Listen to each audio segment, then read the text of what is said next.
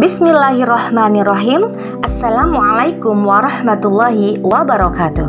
Welcome back to Maya Sofa Channel. Konten-konten di channel ini seputar dunia pendidikan, tips-tips, dan motivasi dalam hidup. Kebaya Empo Ulfa terlalu gede. Meski begitu, tetaplah manis. Nama saya Maya Sofa SPD MPD, CGP 4, asal Ciamis.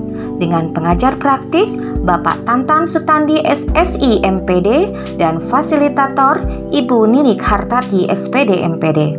Saat ini saya akan menerangkan modul 1.4 tentang budaya positif, bagian modul 1.4.A.3 mulai diri sendiri tentang budaya positif.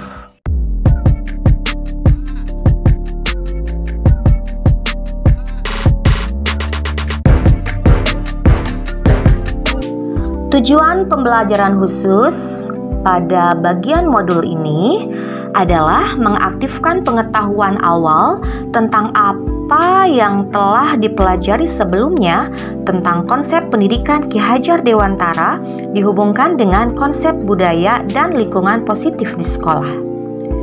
Setelah mempelajari modul 1.1, 1.2, dan 1.3, saya sudah memahami bahwa sebagai pendidik, saya diibaratkan sebagai seorang petani yang memiliki peranan penting untuk menjadikan tanaman tumbuh subur.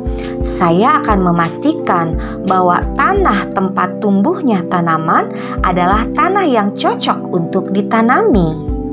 Kita dapat memahami bahwa sekolah diibaratkan sebagai tanah tempat bercocok tanam, sehingga guru harus mengusahakan sekolah jadi lingkungan yang menyenangkan, menjaga, dan melindungi murid dari hal-hal yang tidak baik. Dengan demikian, karakter murid tumbuh dengan baik. Sebagai contoh, murid yang tadinya malas menjadi semangat, bukan kebalikannya.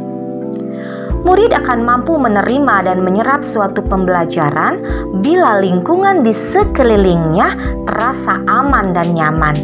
Selama seseorang merasakan tekanan-tekanan dari lingkungannya, maka proses pembelajaran akan sulit terjadi.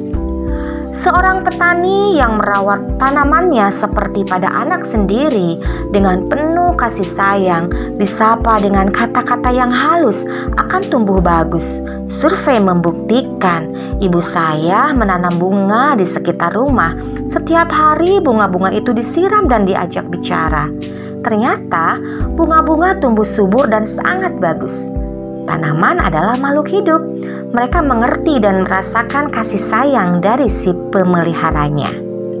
Begitupun seorang guru yang diharapkan bisa menuntun laku murid-muridnya ke arah yang lebih baik, yang lebih positif, dan dengan karakter yang berbeda-beda. Disinilah pentingnya seorang guru untuk terus belajar memahami karakter murid-muridnya, belajar mengasah kemampuan akademiknya, dan terus belajar segala hal sesuai kodrat zaman yang menuntut untuk diadakan perubahan.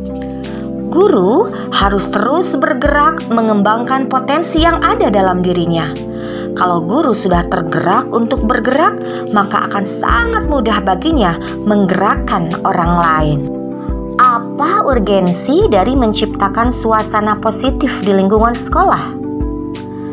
Dengan menciptakan suasana positif, yaitu ada kolaborasi aktif dan positif dari semua warga sekolah, akan membuat suasana pembelajaran yang nyaman dan kondusif, sehingga murid akan mudah menerima materi dan perubahan ke arah yang lebih baik dan positif akan terwujud. Bagaimana Anda sendiri sebagai seorang pendidik dapat menciptakan suasana positif di lingkungan sekolah Anda selama ini? Selama ini, saya menjalin komunikasi dengan baik dengan seluruh warga sekolah berkolaborasi dengan guru-guru lintas mapel, dan selalu menunjukkan pribadi yang selalu semangat dan ceria di depan murid-murid. Senyum, salam, sapa, sopan santun juga selalu saya terapkan. Apa hubungan antara menciptakan suasana yang positif dengan proses pembelajaran yang berpihak pada murid? Faktor psikologis murid ketika proses pembelajaran berlangsung sangat mempengaruhi keberhasilan pendidikan. Suasana positif akan membuat murid nyaman untuk belajar dan mudah menerima materi dari guru.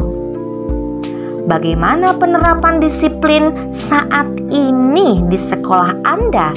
Apakah sudah diterapkan dengan efektif? Bila belum, apa yang menurut Anda masih perlu dikembangkan? Penerapan disiplin di sekolah saya sudah cukup efektif. Hanya metode penegakan disiplin yang belum bisa sama.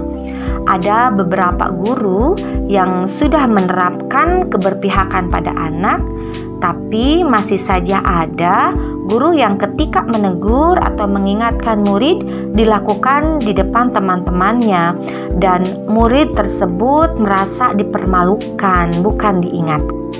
Refleksi budaya positif. Visi yang saya buat adalah mewujudkan sekolah yang ramah anak demi terciptanya merdeka belajar. Untuk mewujudkan kelas impian, saya tidak akan membatasi murid dengan dinding segi empat yang kaku. Mereka bebas berkreasi, apalagi mata pelajaran yang saya ampu adalah ilmu pengetahuan alam. Jadi, banyak tugas proyek yang bisa dilakukan oleh murid.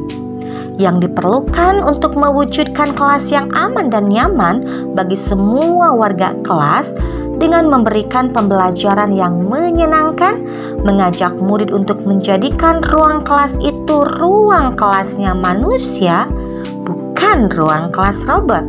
Jadi, murid-murid harus bisa bekerja sama dengan teman-temannya sesuai profil pelajar Pancasila. Harapan untuk diri sendiri. Harapan-harapan yang ingin saya lihat berkembang pada diri saya sebagai seorang pendidik adalah saya bisa menjadikan lingkungan positif, khususnya kelas yang saya ajar, bisa menjadi lahan yang subur dan gembur, sehingga bisa menghasilkan murid yang siap di kehidupan berikutnya setelah mereka keluar dari ruangan kelas. Harapan pada murid. Harapan saya pada murid adalah mereka bisa senang dan bahagia ketika belajar. Mental mereka siap untuk mengikuti pembelajaran sehingga tujuan pembelajaran bisa tercapai tanpa tekanan-tekanan. Ekspektasi. Konsep mengenai budaya positif di sekolah supaya lebih diperdalam lagi, supaya nantinya bisa diterapkan dalam aksi nyata di lingkungan sekolah. Demikian modul 1.4.A.3 mulai dari diri sendiri tentang budaya positif yang bisa saya sampaikan. Mudah-mudahan ada manfaatnya khususnya untuk saya dan umumnya untuk kita semuanya. Salam guru penggerak, merdeka belajar dan bahagia. Wassalamualaikum warahmatullahi wabarakatuh.